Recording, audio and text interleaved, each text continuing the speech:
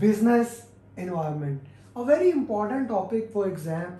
Business environment is like 8% of the exam, that almost becomes 12 to 13 question.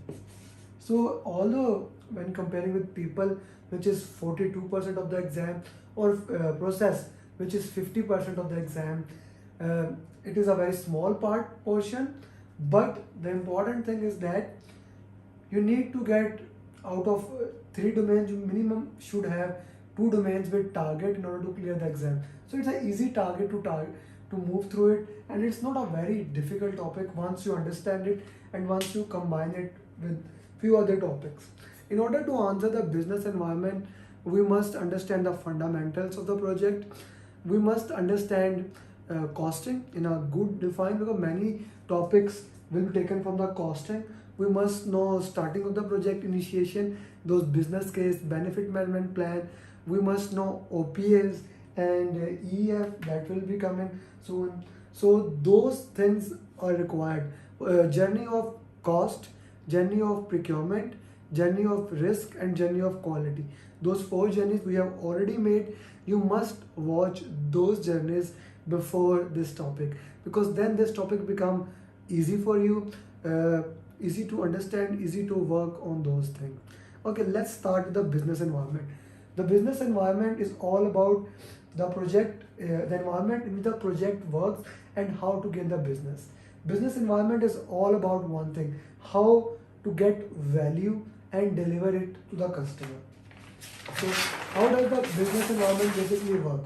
We know that for any organization, if any organization that is working, okay, organization gives organizational strategy. That organizational strategy is basically transferred to portfolio. Portfolio decide how to take action on that, like how many projects and programs are to produce. Program and projects. Okay. So organization gives strategy, portfolio decide on decision what to do. Projects and program, they deliver value, and that value is transferred to the operation, which basically realize the benefit. Okay. Projects and program also realize the benefit, but they are transferred to operation. Then operation measure those strategy and goes back to the organization. Hey organization, we plan to do this, we are doing this, and that goes back to portfolio. Portfolio convert to programs, and this cycle moves on. This is the fundamental how organization works, how benefits are transferred from projects, program to portfolio. So it is important to understand. In that context, we must know what is project, a temporary endeavor that we have taken to start the project. It must have start and end date. What is program? Program is a collection of related projects. Okay, so a collection of basically a related projects. How and it is a combination of projects. How projects are aligned to produce one thing. For example, let's say Elon Musk is trying to send people to the Mars. So that's more of a program. Okay, it will have design the satellite, design the rocket, designing the rocket, designing the capsule on which supplies will be transferred. So that is one part. Then that is one part. Then project. Then sending the rocket will be project. Communication will be the project. So you combine those projects into one program. Then comes the portfolio. First, operations. So projects is basically temporary. Operations are permanent, ongoing activities. Those maintenance activity. Let's take an example. Let's say you are making a new car. That new car will be project. Once that car has been done, it will transfer to operation to produce the same car on daily basis. So how they interlinked? So projects produce something. Okay. At the end of the projects, operations start. It is possible something happens in operation as a result of another project start, and so on. So they overlap with each other in this way. Then combination of projects, program, operation, sub portfolio, it makes this the portfolio of the organization. Okay, and organization strategy drives portfolio program, and this is an overview of these things. Now organization does not work in vacuum. Whenever the organizations are working, there are two influences on the organization. organizational process assets, those policies, procedure, tools and template, those lesson learned, those important lesson learned registered, all those things are defined in OPS. Then we have EF, enterprise environmental factor. So those internal factor or external factors that are mostly out of the control of the team, like resource availability, rate of the resources, internal permit, how do you get work permit, hot work permit from the organization, from health and safety, that is mostly not in the control of the project team. They have a checklist they have to follow. Then external permit, how do you get those external permit to start working on this. So OPS, EF, the factors that you need to consider while starting the projects. So once we have identified the need of the project exists, we do the need assessment, okay, operational feasibility of that, then we make a business case. Business case is more of a cost benefit analysis, that why do we want to do the project, the cost justification, the real part where stakeholders are more interested. So we have various methods to make business case basically. So we have payback period. Payback period means how much time it takes to get our investment back. If I am spending $1 million, how many years or month it will take to get my investment back. And of course, earlier I get the payback, the better it is. Two projects having investment of 5 million, okay, the project which can return me investment earlier, one is 2, second is 3rd, this project 2 years will always be better. Then we have ROI, return of investment, how much money I am spending and how much I am gonna get. Return of investment, higher return of investment there is, the better it is for your project. Of course, then we have benefit to cost ratio. Greater than benefit to cost ratio is always good. How much benefits are there and what are the costs. You can also see in exam cost to benefit, reverse of that thing. So that's the same thing, does not make much of a difference. Then we also have present value, what is the value of something in today's, and future value, what is the value of something in future, and their relationship. 1 plus interest rate into number of years, so you can calculate future. I haven't seen any question regarding that. We are also considering two concepts, IRR, internal rate of return, like how much cash is coming in, how much cash is going out, and the better IRR, the internal rate of return, how much interest rate you have, all those things. And then net present value, it is basically cash coming in, cash going out. Net present value must be greater than 0. Better than 0 is always good thing. So your income, your expense, if you have income and expense equal, 0 is a minimum thing. If you have negative, it's a bad thing. If you have more income and less expense, so you have a positive NPV, and that is a better thing. Same goes for IRR. Higher IRR, the better it is. Guys, these terms I can actually go into detail. When we do business analyst course, we do go dive deep into detail. But for PMP perspective, what I have just told is more than enough. Payback period for two projects for comparison, the payback period, the one that have lowest is better. IRR, ROI, NPV, the greater it is, the better it is for you. Another costing model that we utilized while working on this is Net Promoter Score. So Net Promoter Score is a very good thing. It basically measures the customer satisfaction. So let me ask you, from 1 to 10, how much you are satisfied with these journeys videos? How much it is giving value to you with your time? 1 to, like, you can use -100, 200, whatever the scale you decide. So if you are not satisfied, okay, 1 to 6 mean detractors. You wouldn't recommend it to anyone else. If you are 7 to 8, yeah, you are okay with it, but not so much happy, you will not convey it to others. 9 to 10, you are very happy, you can communicate to others. So that is basically Net Promoter Score. Another test we use is A/B testing.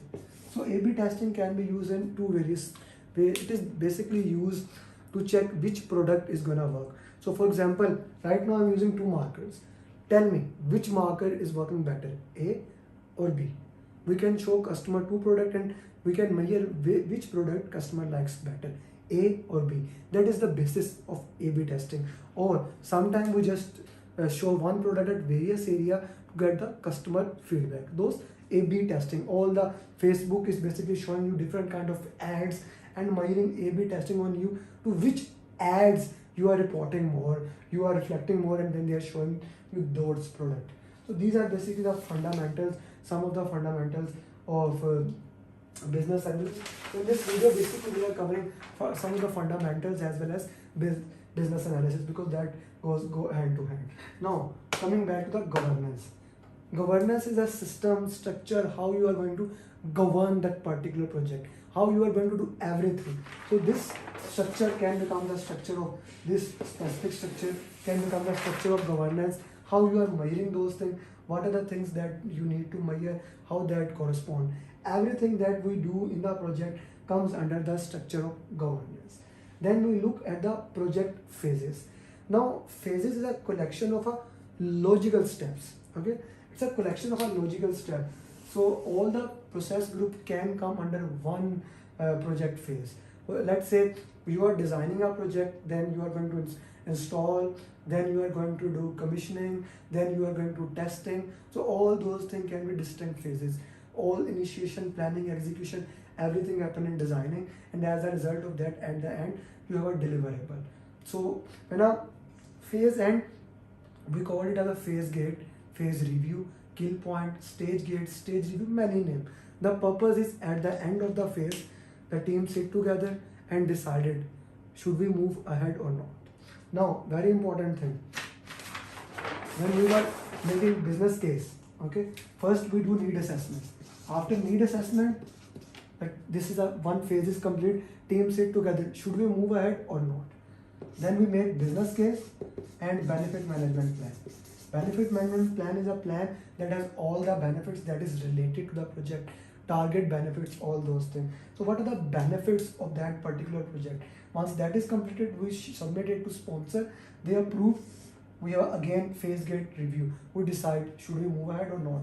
Then project charter and stakeholder register, phase gate, and then project management plan, and so on and so on. So all these are phase gates, we review them.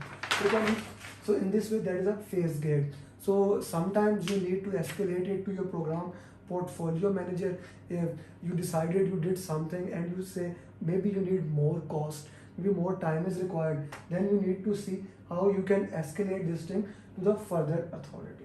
Then governance also define how to verify, how quality is going to check, and how we are going to show it to the customer.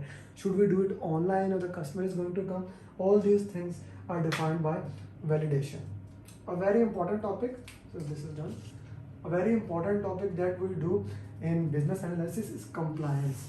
It's a particularly new topic, and you wouldn't find this topic in any of the books, especially RITA, because this topic has been added by PMI ATP material.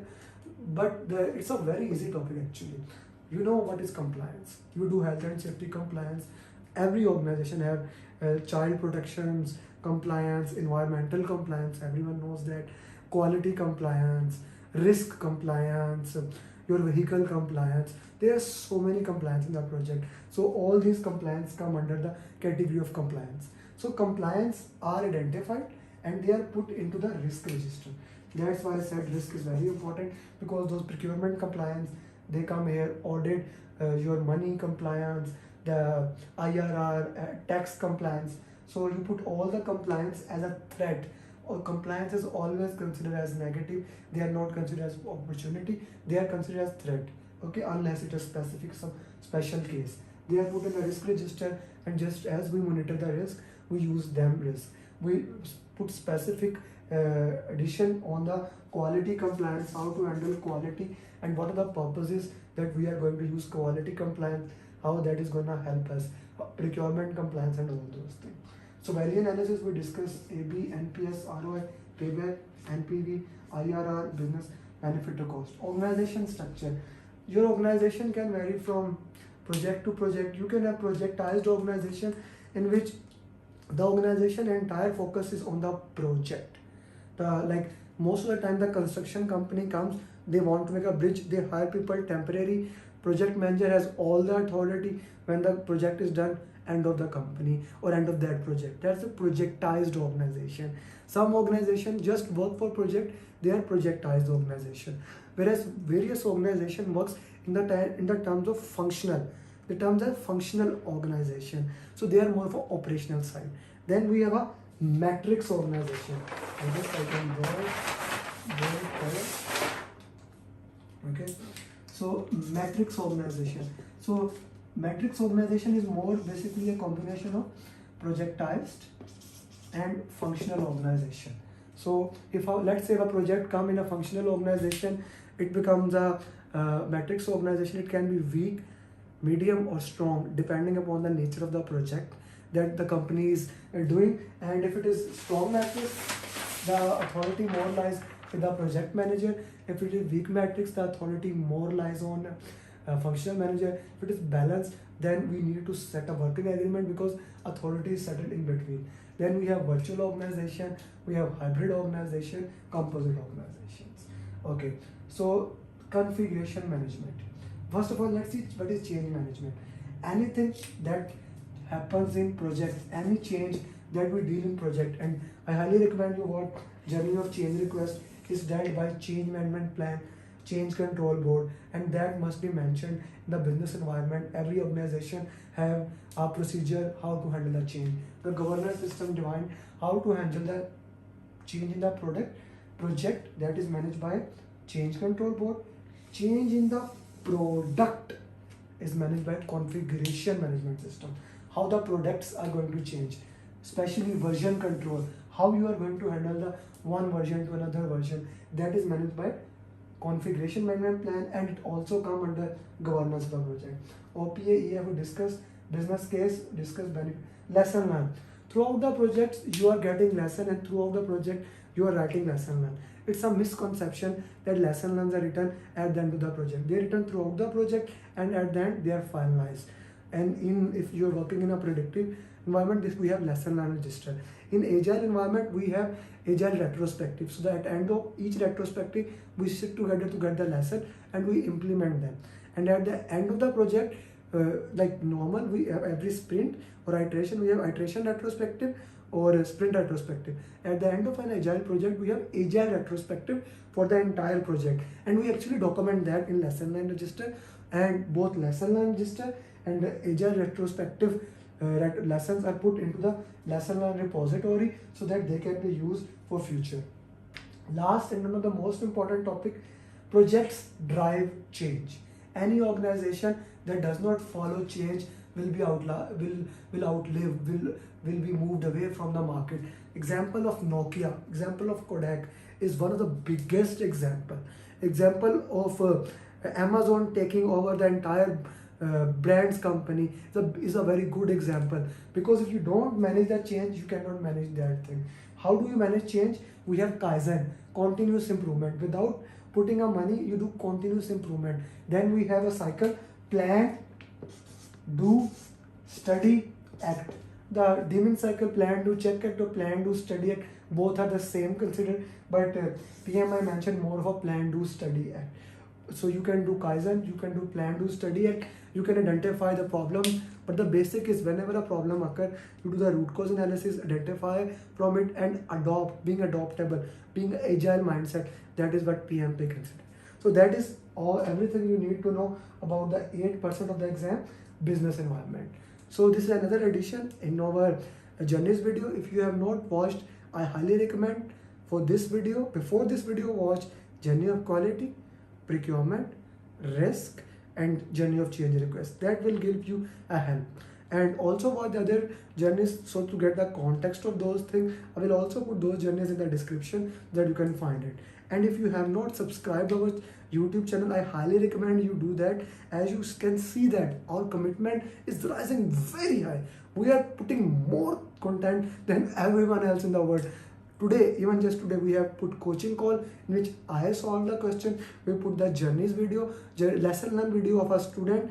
Then I put another video, then this one video. Same goes for LinkedIn. So guys, you don't want to miss this thing. We have everything there for you, and all of this is free of cost.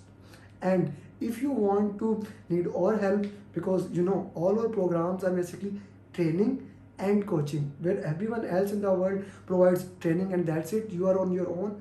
We provide coaching.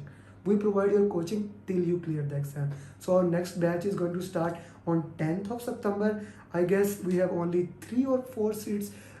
All the spots are filled. We only allow 20 students. So if you are considering that, if you have not joined training program, I highly recommend. We also have one-to-one program in which you can study one-to-one with me. So thank you very much for watching this video. And if you become PMP, do share with me. I would love to record your journey and share with others. Thank you very much. Live with passion and become PMP.